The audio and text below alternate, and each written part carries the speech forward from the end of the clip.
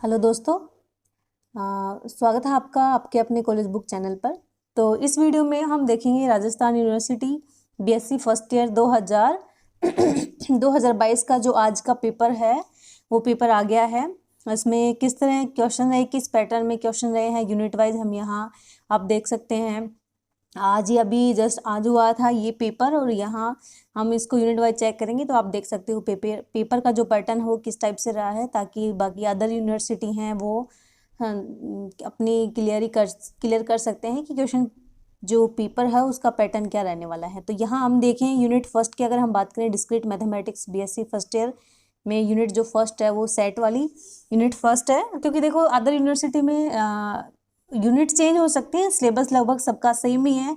जहाँ राजस्थान यूनिवर्सिटी में first unit में सेट आता है और रिलेशन फंक्शन आता है, हो सकता है ये अदर यूनिवर्सिटी के अंदर ये अलग यूनिट में आओ, लेकिन सिलेबस लगभग सेम ही है। तो यहाँ पर फर्स्ट क्वेश्चन ये सेट से दिया गया है, ये आपके एक एग्जाम्पल हैं दोनों, और ये बिल्कुल सिंपल पेपर आया है देखने पर, क्योंकि सिंपल सा पूछा गया है। दोनों को हमें LHS और राइट साइड लेफ्ट साइड दोनों को इक्वल प्रूफ करना है, सेम यही, और इसी सेकंड में भी वही लेफ्ट और राइट दोनों को इक्वल प्रूफ करना है।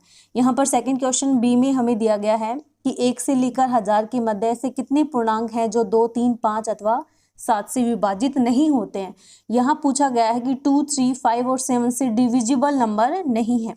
तो सेम वही मैंने आपको इसको फॉर्मूला बताया था कि इसका फॉर्मूला है वही mod of A union B in union C. आप कितने नंबर्स हैं यहाँ पे 1, 2, 3, 4 हैं, तो 4 का फॉर्मूला बनेगा। आविष्टि अपवर्जन सिद्धांत का जो मेथड है उसी मेथड से ये सोल्व होगा। इसको हम पहले क्या करेंगे कि इस पेपर में पहले हम 1 से 1000 तक के डिविजिबल नंबर्स निकाल लेंगे, फिर 1000 में से जो डिविजिबल नंबर आएंगे उनको माइनस कर देंगे, वो आंसर हो जाएगा। क्योंकि यहाँ पर पूछा गया है कि डिविजिबल नंबर नहीं हो इन तीनों के अलावा, तो पहले हम डिविजिबल नंबर निकालेंगे और फिर हम माइनस कर देंगे तो आंसर आ जाएगा। नेक्स्ट क्वेश्चन है इसी यूनिट सेकंड का पूछा गया है। जो सेकंड क्वेश्चन बनता है ये पूछा गया है कि सिद्ध कीजिए कि एरिक समुच्चय ए पर परिभाषित कोई संबंध आर एक सममित संबंध होता है और केवल यदि ये सॉरी। तो यहाँ पे देखो आर और आर का इनवर्स को हमें इक्वल प्रूफ करना है, सिमेट्रिक रिलेशन निकालना है।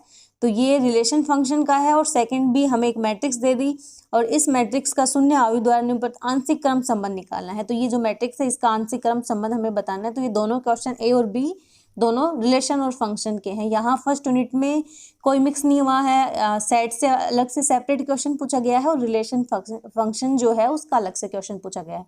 अब हम देखते हैं unit number second. Unit second क्या है कि यूनिट सेकंड में फर्स्ट पूछा गया है कि सिद्ध कीजिए कि पूरित जालक का द्वैती जालक भी पूरित जालक होता है। बिल्कुल ये जो क्वेश्चन है ये है जो बुलियन है, बुलियन की का जो अथवा पोर्शन है, बुलियन का जो लास्ट में सबसे लास्ट में एक थ्योरम है उस थ्योरम से ये पूछा गया है। और ये जो सेकंड है ये मिक्स हो गया, यहाँ इसकी अथवा वाले से पूछा गया है, यहाँ से ये क्वेश्चन है सिद्ध कीजिए कि किसी धनात्मक परिमेय संख्याओं का Q+ संक्रिया के लिए क्रम विनिमय ग्रुप, वैसे कम्यूटेटिव ग्रुप हम उसमें पढ़ते हैं तो उसके बेस पे ये एग्जाम्पल है एक टाइप से, इसको हम कर सकते हैं कम्यूटेटिव ग्रुप की मेथड से और रिलेशन फंक्शन के एक टाइप से यहाँ पर। तो यहाँ थोड़ा सा मिक्स हुआ है दोनों से। और अगर हम सेकंड इसी का जो अथवा क्वेश्चन बनता है 4 नंबर, उसमें देखो ये बिल्कुल सिंपल दे दिया हमें, यहाँ सिद्ध करना है a + a.b बराबर a और a.a + b बराबर a। ये बिल्कुल सिंपल सा है, बिल्कुल ईजी है। ये जो कुछ प्रॉपर्टीज थी हमारी वर्कशम का नियम, जो साहचर्य नियम से पहले कुछ प्रॉपर्टी हैं तो उन्हीं का एक आर्टिकल पूछा गया है, ये बिल्कुल सिंपल सा है। और सेकंड दिया है, सेकंड आ गया ये चाइनीज अवशेष प्रमेय का प्रयोग करते हुए निम्न सर्वांगसम नियम का हल ज्ञात कीजिए और x बराबर 3 mod 5 x बराबर 6 mod 7। ये जो है यूनिट सेकंड के क्वेश्चन भी इजी हैं, बिल्कुल सिंपल हैं, बट दोनों में मिक्स हुआ है थोड़ा सा। मिक्स मीन्स जो अथवा पार्ट है वो मिक्स हुआ है दोनों का, है ना, आपस में मिक्स हो के आया, सेपरेट पोर्शन नहीं है। जैसे कि भाई बुलियन से बिल्कुल सेपरेट क्वेश्चन पूछा जाए और उसका जो अथवा चैप्टर है उससे अलग से क्वेश्चन पूछा जाए। अभी तक ऐसे ही हुआ था कि बुलियन से 2 क्वेश्चन पूछे जाते थे, ए और बी पार्ट, और उसके अथवा चैप्टर से दोनों ए और बी पार्ट क्वेश्चन पूछे जाते थे। बट यहाँ पर इस बार मिक्स हो गया है दोनों से। तो जिसने दोनों पढ़े थे अथवा वाले भी, उसके लिए बिल्कुल ईजी है, आप दोनों क्वेश्चन भी अटेम्प्ट कर सकते थे। अब हम देखते हैं unit number third. Unit number third generating function, जो जनरेटिंग लाइन है उससे पूछा गया है। तो ये है सत्यमान सारणी की सहायता से प्रदर्शित कीजिए प्रकथन, ये विरोधाभास बताना है इसका। ये बिल्कुल ट्रू फॉल्स वाली जो टेबल है उसका क्वेश्चन है। और ये सेकंड जो है ये जनरेटिंग लाइन से पूछा गया क्वेश्चन है कि विविध संख्याक फलन की परिभाषा दीजिए। डी और बी संख्याक फलन है, तो सी बराबर ए डॉट बी और डी बराबर है ए अपॉन बी। तो ये जो है न्यूमेरिक फंक्शन वाला जो चैप्टर है, चैप्टर नंबर 11, इससे पूछा गया है। और ये जो है चैप्टर नंबर 8, ये ट्रू फॉल्स जो टेबल है वहाँ से पूछा गया है इसका क्वेश्चन नंबर। इसके अथवा में देखते हैं, इसके अथवा में क्वेश्चन वाइज मैंने जो आपको बताया था सेम वही क्वेश्चन है एज इट इज़। यहाँ पे यूनिट फर्स्ट में भी एज इट इज़ बताया गया है, यूनिट सेकंड में भी, यूनिट थर्ड में भी एज इट इज क्वेश्चन है। तो ये बिल्कुल सिंपल है, इसको आप जनरेटिंग फंक्शन निम्नलिखित फलन के संगत ये जो है निकालना, आपको संख्याक फलन की वैल्यू निकाल सकते हैं। तो बिल्कुल जीएक्स का क्वेश्चन है, इसको हम कर सकते हैं जीएक्स में कन्वर्ट करके।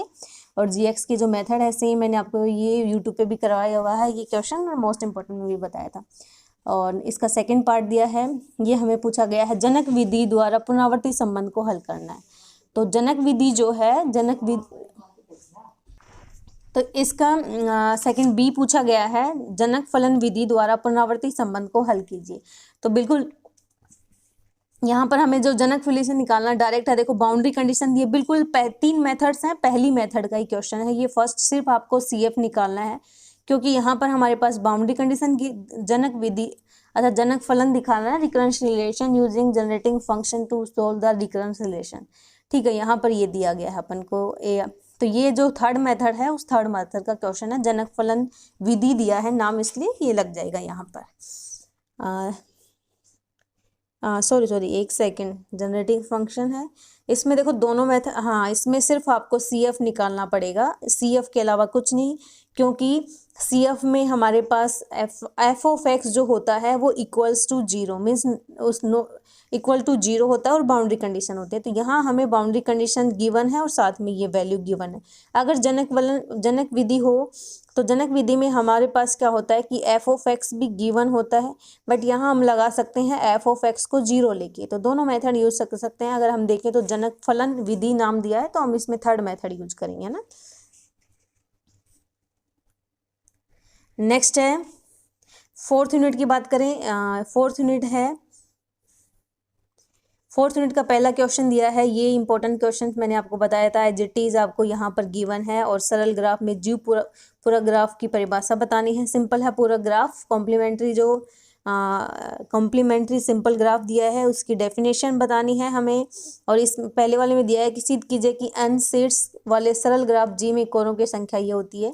तो ये एक थ्योरम है, ये भी सेम टू सेम। और ये जो है हमें सरल ग्राफ G के पूरा ग्राफ की पहले तो डेफिनेशन लिखनी है आपको, फिर चित्र दिए गए ग्राफ G का पूरा ग्राफ निकालना। बिल्कुल सिंपल सा क्वेश्चन है, पहले इसको डेफिनेशन बनानी है, फिर आपका इसको पूरा ग्राफ लिखना है। कॉम्प्लीमेंट्री फंक्शन क्या होता है, उस सेम कॉम्प्लीमेंट्री फंक्शन जिसमें जो पहले से एजेस कनेक्टेड हैं वो उसमें एजेस कनेक्टेड नहीं होते हैं, तो उसका बस सेम इसी का आपको यहाँ पर पूरा ग्राफ बनाना था। डेफिनेशन प्लस इस ग्राफ का पूरा ग्राफ बनाना था। बिल्कुल सिंपल है यूनिट फोर्थ का पहला क्वेश्चन। अब ये बिल्कुल सिंपल वेटेड ग्राफ जो मैंने आपको यूट्यूब पे भी यही क्वेश्चन, ये एक्सरसाइज का क्वेश्चन है और मैंने आपको यूट्यूब पे भी करवा रखा है वेटेड ग्राफ। बिल्कुल सिंपल आपके लिए ये बिल्कुल ईजी रहा। तुल्यकालिता भी बिल्कुल सिंपल सा है। ये हमसे ये आइसोमॉर्फिज्म पूछा गया है यहाँ पर, दोनों जो दो यहाँ तो आपको इसको वेटेड ग्राफ निकालना है।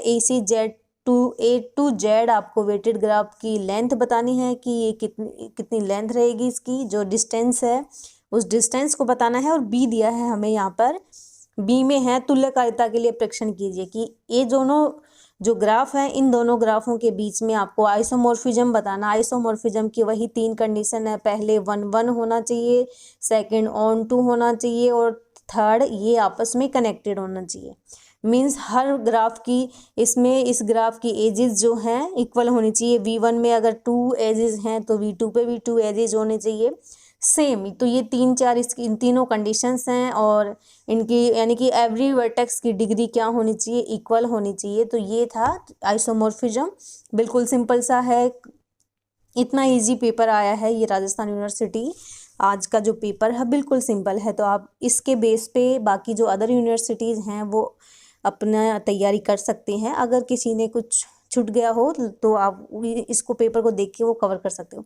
लास्ट यूनिट 5, ये देखो बिल्कुल सिंपल सा है। मैंने आपको बताया था आसन ताव्य आप्तनायु 100% आएगा और एक 100% ये आया। बस मैंने 100% अब तक अपने यूनिट सेकंड से एक क्वेश्चन आता था CNF DNF, जो इस बार नहीं आया, वरना हर बार CNF DNF से एक क्वेश्चन पूछा जाता है। CNF DNF और एक ये वाला क्वेश्चन, तो ये तो आया है, बट CNF DNF इस बार अनलकीली नहीं आया है। बट बाकी पेपर इजी आया है, कोई दिक्कत नहीं अगर एक क्वेश्चन नहीं आया तो यहाँ पे देखो आसंतायु और आपतनायु, ये बिल्कुल एक यूनिट का पूरा यही पूछ लिया गया। वेटेड ग्राफ के अंदर जो डायरेक्टेड ग्राफ है, डायरेक्टेड ग्राफ में हमें आसंतायु और आपतनायु पूछा गया। बिल्कुल सिंपल है ये, और ये थ्योरम पूछी गई है, ये भी बिल्कुल सिंपल सी थ्योरम है। ये मैंने आपको दोनों मोस्ट इंपॉर्टेंट में बताए हुए हैं। तो यहाँ से पूरा का पूरा आया है। और अगला इसका जो सेकंड पार्ट है अथवा वाला, तो नीचे दिए गए ग्राफ में समस्तजनक वृक्ष, तो जनरेटिंग वृक्ष बताना है इसके अंदर आपको, और नीचे वाले में दिया है हैमिल्टोनियन परिपथ विद्यमान है, तो ये अथवा वाले में हैमिल्टोनियन परिपथ विद्यमान वाला क्वेश्चन पूछा गया है। बिल्कुल सिंपल है दोनों के दोनों। तो ये जो आपका डिस्क्रीट मैथमेटिक्स विविक्त गणित का पेपर है, बिल्कुल सिंपल पेपर आया है, ज़्यादा कुछ नहीं। बस हम कह सकते हैं थोड़ा सा प्रॉब्लम कहाँ ये है कि जो हमने बूलियन पढ़ा था, बूलियन में थोड़ा सा मिक्स हुआ है आपस में अथवा पोर्शन को, क्योंकि हम क्या करते हैं कि हम अथवा क्वेश्चंस नहीं करते हैं, सिर्फ एक ही पर आप करते हैं एक ही पेपर। जैसे मानो 9 चैप्टर है तो 9 चैप्टर को पढ़ेंगे, बट उसके अथवा वालों को नहीं करते, तो वो थोड़ा सा मिक्स हो गया है। अब अगर अदर यूनिवर्सिटी वालों ने सिर्फ और सिर्फ बूलियन पढ़ रखा है तो आप उसके अथवा वाला कवर करो, या फिर आपको लग रहा है कि हम उसके जो ऑप्शन में क्वेश्चन बनता है वो हमें ईजी नहीं लग रहा, तो आप फिर आपके लिए सबसे बेस्ट रहेगा कि आप ट्री वाला चैप्टर, आप पूरा ट्री चैप्टर कवर कर सकते हो, उसको पढ़ो, आपके लिए ईजी रहेगा, आप अटैम्प्ट कर पाओगे दोनों के दोनों क्वेश्चन। और तीसरा क्वेश्चन आप किसी भी अदर यूनिट से, जो फर्स्ट यूनिट है, आप फर्स्ट से भी कर सकते हो, है ना। तो मैंने तो आपको यही बताया था कि आप फर्स्ट यूनिट करें, और फर्स्ट करें, बूलियन करें, या फिर 6 यूनिट करें, ये आपके लिए सबसे सिंपल है।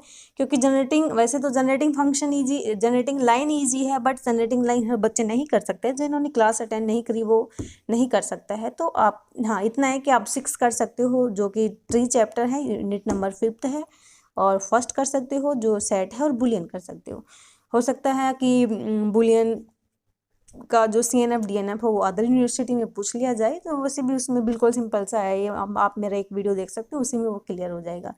तो चलिए अभी मैं आप इस वीडियो के बाद आपके साथ मैं शेयर करूँगी जो सेकंड पेपर है कैलकुलस का, उसका। तो हमारा वीडियो पसंद आए तो वीडियो को लाइक कर दीजिए, चैनल को सब्सक्राइब कर दीजिए, आपके लिए आने वाले वीडियो के नोटिफिकेशन मिलते रहेंगे, तो उसके बेल आइकन को भी क्लिक कर दीजिए। मिलते हैं नेक्स्ट वीडियो में। Thank you for watching.